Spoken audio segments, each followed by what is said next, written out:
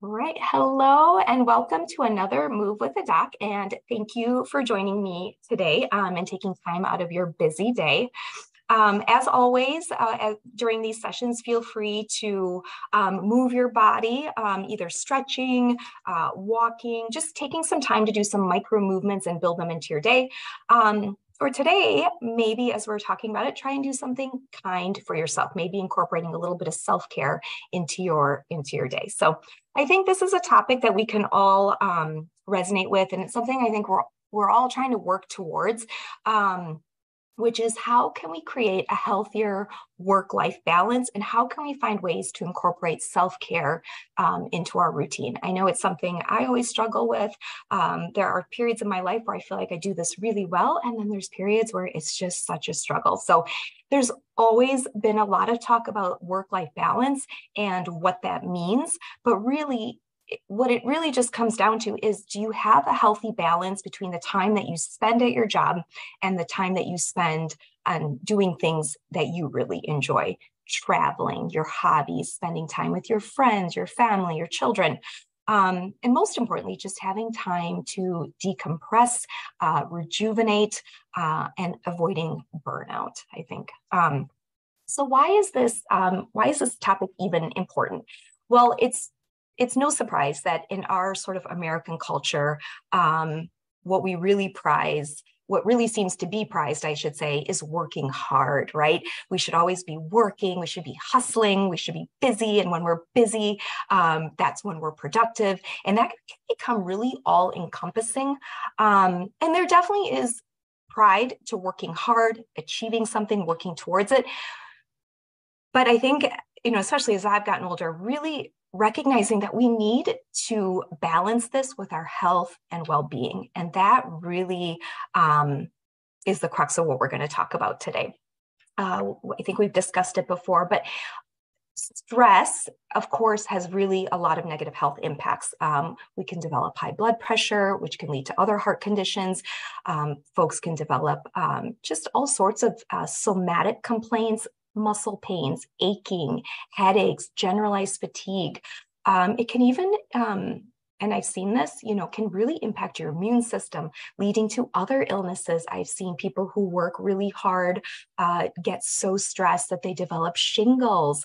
So there is a lot more about achieving a work-life balance that can affect our health than you may even think about. So there was a recent study by the World Health Organization and the International Labor Organization that found that those folks that work more than 55 hours per week had a higher risk of ischemic heart disease and stroke when compared to people who worked the 35 to 40 hours per week. So that's something to think about.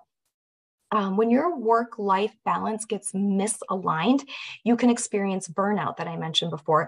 This is that feeling where you just constantly feel fatigue. Simple tasks can feel overwhelming. It is a real phenomenon, and I think many of us sometimes don't even realize it's happening, but we're just always feeling really tired or really down. We can feel depressed, we can get anxious.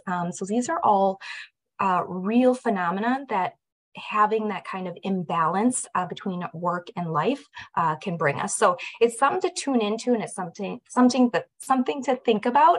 And so we're going to talk maybe about a few tips on how to achieve maybe a better work-life balance. So here's some of my suggestions. But the first one I'll say is there really is no perfect work-life balance. Some days you're going to spend more time on work. Other times you're going to spend more time with personal interests, family, friends, things that you enjoy. But I think what's important, and I think what we don't do a lot, is really if you can come up with a vision, of what an ideal balance would look like to you. And then maybe write that down in terms of your top 1 to 3 priorities of what you'd like to see as an ideal balance in your life.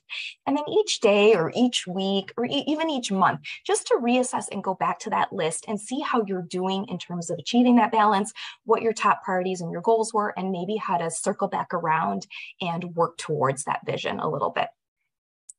Number 2, I think one of the things that can be important is to really unplug. I'm very guilty of this. I'm sure many of you are, but always checking your work emails when you're on your, time off, your day off, you're on vacation, on the weekends. It can be really nice to give yourself a true break from being immersed in your work and just thinking about your work and your job and like upcoming things in the week. You have to give yourself a break. Simple things that you can do, just reading a book, maybe practicing some mindfulness, some deep breathing, but really taking moments in your day to disconnect, going for a short walk during the day, taking these small breaks to give yourself just a mental kind of cool down. Taking that time to unwind and decompress actually will even make you more productive at work. So it can feel guilty that you're pulling back, but really it's going to make you more productive at your job. Number 3, this one's actually my personal favorite, but and it sounds, but taking a vacation. So according to the State of American Vacation 2018 study that was conducted by the U.S. Travel Association, this one blows my mind. 52% of employees reported having unused vacation days left over at the end of the year. It's just kind of mind-blowing. So we're given this vacation time, we should use it. Employees, of course, are often worried that they're going to, take time off from work, that's going to disrupt their workflow, and that they're going to be met with that backlog, of course, when you come back, right?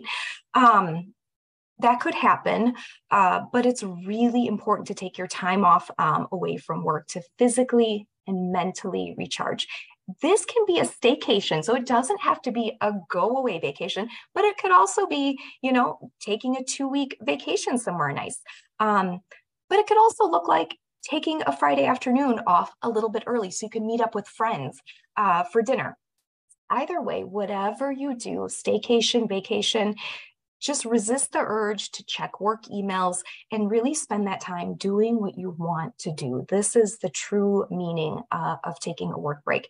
And really, it is very important. Do not leave those vacation days unused unused at the end of your year. Number 4, of course, prioritize your health.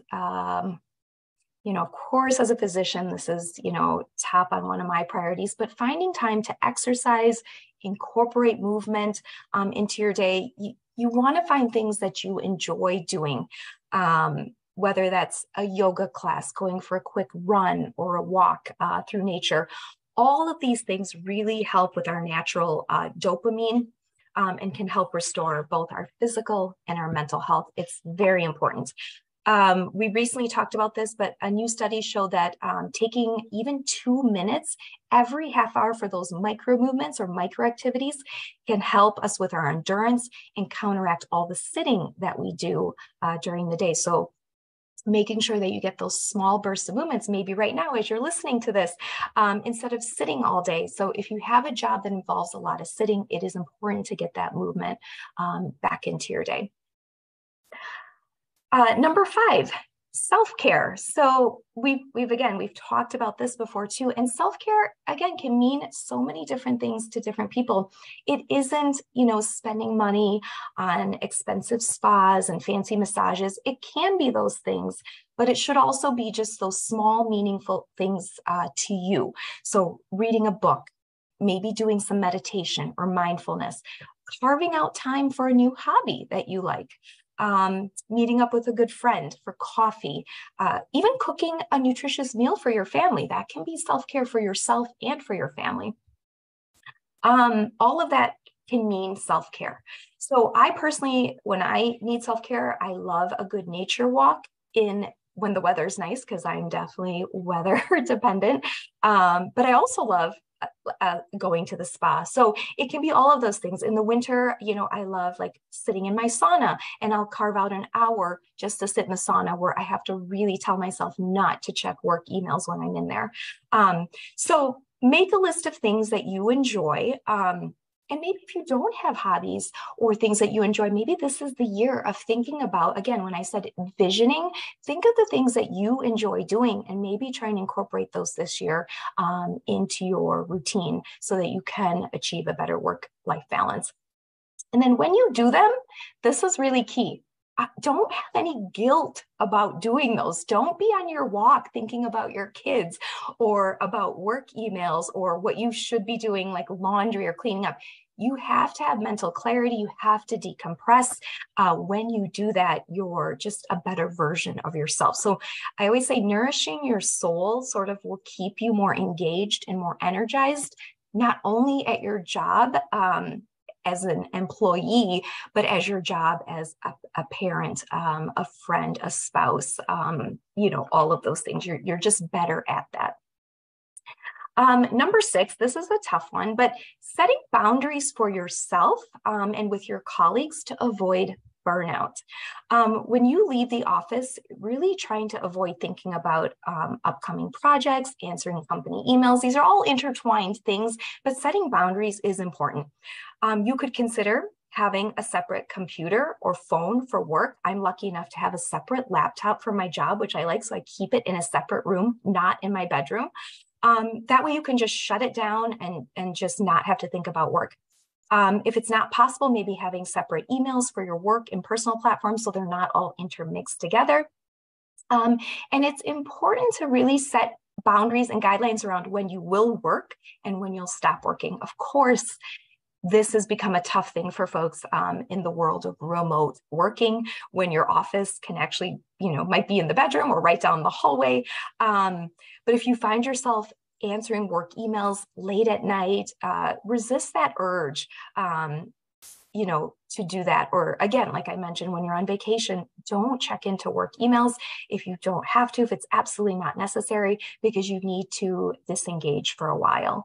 And I'm as guilty of it as anybody, but you do notice yourself becoming more towards the end of burning out when you're constantly immersed in your work. So again, trying to set those healthy boundaries for yourself and with your colleagues, I think is important. Number 7, this one is tough, and I kind of dread to even say it, but sometimes the job itself does not lend itself to work-life balance, and it can be toxic. It may have too many expectations that just make it too hard to achieve that work-life balance that you're wanting. And if this is the case, you may need to get a new job, and that's okay. You have one life. You have to live it the best you can and the healthiest you can. If your job is not allowing you to thrive, if it's leading to health problems, anxiety, depression, insomnia, burnout, then you do need to begin searching for a new job ASAP. Certainly before you do that, talk to your boss, your supervisor, and see what changes can be made. But if not, then you should try and search for something that's more aligned with what your vision is for a healthy work-life balance, because it may exist out there and there's no sense being stuck in a position where you're not seeing a way out of that. So if what I just said sounds really daunting to you, and I'm sure it does, how can I find a new job? There are actually so many lifestyle and career coaches out there who can help you clarify your vision and how to find that next position. So maybe reaching out to somebody, that kind of investment can be really beneficial to your future health in finding what your next career goal might look like. So never be afraid to walk away from something that isn't serving you anymore. So that's just another suggestion. So this was kind of a short and sweet talk, but I really just wanted to, kind of give some tips and suggestions to folks. I'm not sure that anyone really has figured out the perfect work-life balance, but hopefully some of the things I mentioned are helpful to you. But I think at the end of the day, what we should be doing is get back to your vision of what your top priorities are for yourself, and then see how you can balance them with the current job that you're in, and always try and remain true to yourself and your values and your goals first, because I think that's how you can maintain the healthiest balance. So good luck in finding your balance this year. I guess I'll leave you with the thought that There is no guilt in prioritizing yourself first. I truly believe that when you're the best version of yourself, you will give the best to your employer, your job, your career, and you'll be the best version of yourself, and you can give back in the best way. So anyhow, thank you for joining me today. If you have any questions, feel free to reach out, and have a fantastic year.